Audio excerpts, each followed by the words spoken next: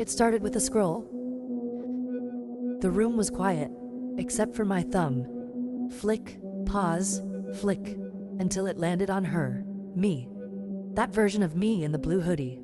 Hair a little messier, eyes a little wider, and that stupid smile, like she believed something soft was waiting for her. Like she was holding on to a promise no one remembered making. I stared, and I whispered the worst thing I've said all year. I miss her. But the second I said it, my stomach flipped, because I don't know if I miss her, or if I just miss the version of pain I knew how to name.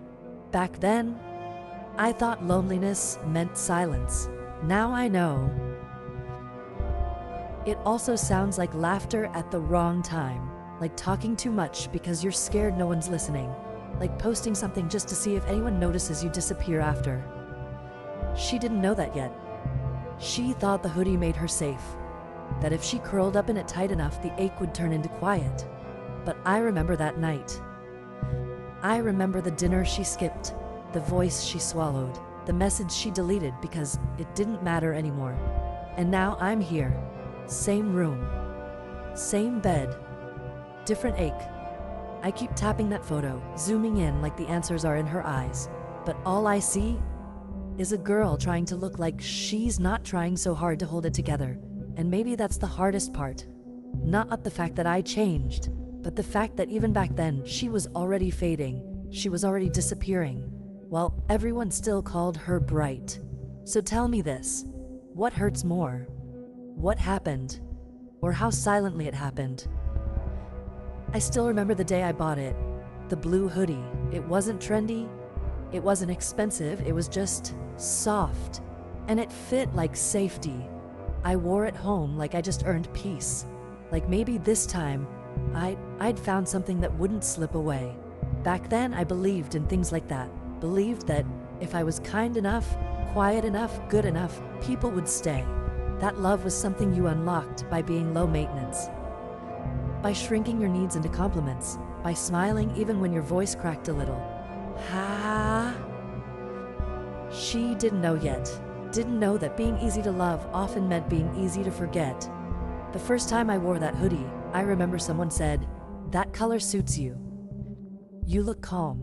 And I believed them, not because I felt calm, but because I wanted so badly to be the kind of girl who was, the kind who didn't text first, the kind who didn't cry at night and then reapply mascara like it never happened, the kind who didn't need more than was offered.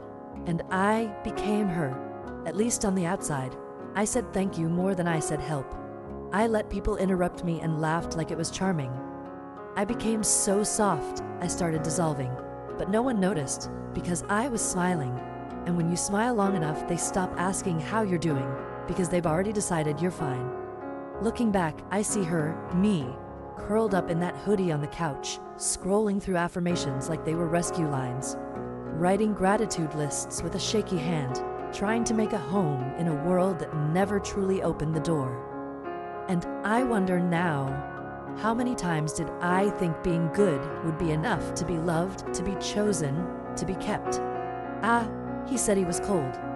And without thinking, I took off the hoodie. That same blue hoodie, still warm from my skin, still smelling like dry shampoo and hope. I handed it to him like it was nothing. But it wasn't nothing. It was the first time I gave someone a piece of comfort I hadn't even finished holding. He wore it like it belonged to him, and smiled like he knew what that meant. I laughed too loudly at whatever joke he made, not because it was funny, but because it felt safe to laugh with someone again. We stayed on that couch until the room went dark, and the silence between us didn't feel threatening. Yet, I remember his fingers brushing mine as he passed me the mug. I remember wondering if it meant something, if anything meant something when you didn't ask. And I didn't. I didn't ask what we were. Didn't ask if he saw me as more than just warm skin and borrowed softness. Because in that moment, I thought closeness was enough. He called me easy to talk to. And I pretended that didn't sting. Because when someone calls you easy, you start wondering what else they find effortless about you. The next morning, he left the hoodie folded on the chair. Didn't say much, didn't have to. Because I was already telling myself stories to fill the silence. Was that love? Or was I just relieved not to be alone for once? Now, when I think back, I don't remember what we talked about. Just how I clutched that hoodie when the door closed, like maybe his warmth was still trapped in the fabric. But it faded, they always do. So I asked myself, did I love the moment, or was I just afraid it would end before it even meant something? The hoodie stayed in the laundry basket, week after week, not dirty, not clean. Just waiting. I'd pass it every morning, fold it, unfold it, tell myself I'd wear it tomorrow. But I never did, because deep down I didn't want to know if it still smelled like him, or if it didn't. Both answers hurt. He stopped texting as much, stopped laughing as loud, started saying been busy like it was a full sentence, and I let it slide. Told myself not to be clingy, told myself he'd reach out when he could breathe again. But breathing was never the problem, it was the wanting that vanished. One time I saw his name light up my phone, then go dark.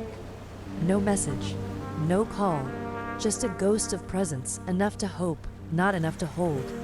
I used to listen to my gut, used to feel the shift before the silence, but this time I muted it, put it on Do Not Disturb, because I didn't want the truth. I wanted the illusion that maybe this was just a phase, that maybe I was enough to bring him back, even when he forgot our plans, even when he said he was tired, then posted stories from a bar. I still made excuses, still folded that hoodie like a prayer. I refused to stop praying, because if I admitted it was over, I'd have to admit I knew all along, and that's the kind of knowing that burns. Looking back, I wasn't waiting for him. I was waiting for a version of me that wouldn't feel so disposable. But she never came, because I kept telling myself to hush the parts of me that knew better. So now I ask, when did I last hear my gut and tell it to shut up just because I didn't like the answer? I never got a goodbye. Not even the cowardly kind. No take care. It's no I'm sorry, not even a full stop, just nothing. And somehow that felt louder than any scream could have been. The hoodie ended up at the bottom of the closet, crumpled, half inside out, like even it didn't want to remember what it used to hold. I think that's how I felt too, half present, wrinkled by everything I didn't say out loud. The last time he left my place, he kissed my forehead, not my lips, like I was something soft he was already saying goodbye to, without the decency to name it. And I just let him, because I thought silence could still be reversed, that maybe if I gave him space, he'd remember how it felt to need me. But space doesn't always lead back. Sometimes it becomes a border, and then a wall, and then a locked door you stop trying to knock on. I checked his socials once. He changed his profile picture. Same smile, new city, no trace of, not even the hoodie. I didn't cry that day. Not because it didn't hurt, but because the ache was too familiar. Like an old bruise that still throbbed when you pressed it but never quite broke open. I cleaned my room later, found the hoodie tucked behind a pile of shoes. Dusty. Forgotten. I picked it up and didn't smell anything. Just fabric, just blue, and that's when it hit me. Not that he was gone, but that he'd been fading for so long, his absence felt like background noise. Like something I'd been living with long before I ever noticed it had a name. So now I sit here holding nothing and I wonder, what's worse? The silence he left behind, or the fact that he never said goodbye because he thought I'd be fine without one. Eventually, I started wearing the hoodie again. Not because I missed him, not because it meant anything, but because it was there. It was easier than explaining, easier than answering, "Are you okay?" Easier than finding a new way to feel warm. I wore it on grocery runs, at the gym, even at work, on those I'm just tired days.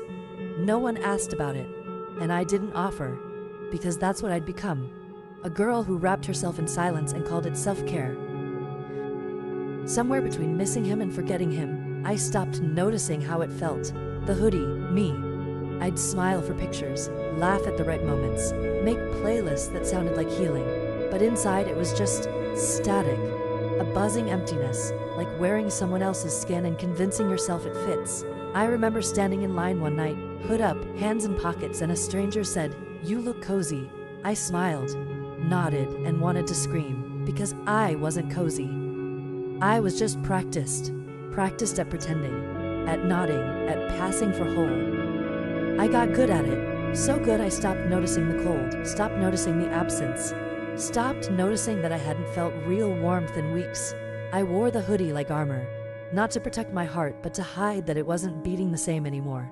There's a kind of grief that doesn't cry out, it just settles into your routines, into your breath, into the way you answer, "I'm good," before anyone finishes asking. And now, when I look in the mirror, hood up, eyes dull, I whisper something I'm scared to hear out loud. Have you ever faked comfort so long you forgot you were cold? It was laundry day. One of those slow Sundays where the air feels too still. I tossed the hoodie in the basket like I always did. But this time, I paused. I held it to my face, breathed in, and for the first time nothing. No hint of him, no memory trapped in the thread, just the scent of detergent, fresh, unfamiliar, like the past had finally rinsed itself out. And I didn't cry. I didn't smile either. I just stood there, feeling something I hadn't in a while. Nothing. Not relief, not grief. Just a stillness that didn't age. I wore it that night, not because I needed comfort, not because I missed him, just because it was clean and cold and mine. I passed the mirror in the hallway, stopped, stared, and for the first time, I didn't see her. The girl who waited, the girl who ached, the girl who made herself small enough to be held and still wasn't chosen. I saw me, not healed, not glowing, just here, breathing in silence that didn't threaten to break me. I scrolled through my phone later, passed his name in my contacts, didn't flinch, didn't tap, didn't ache for closure. The absence was still there, but it didn't feel like a wound anymore. Just space where something used to live, and now doesn't. I left the hoodie on the chair that night, didn't fold it, didn't cradle it, just let it be. And somewhere between the laundry and the letting go, I realized something. There wasn't a moment, no dramatic turning point, no emotional epiphany, just a slow, steady forgetting, like the memory finally got tired of being remembered. So now I sit in the quiet and ask gently, do you remember when the memory stopped hurting? Or did it leave quietly, like everything else? It sat on the edge of the bed for 3 days. The blue hoodie, folded, soft, familiar, but no longer mine in the way it used to be. I didn't rush, didn't make it a big gesture, no soundtrack, no symbolic farewell, just quiet.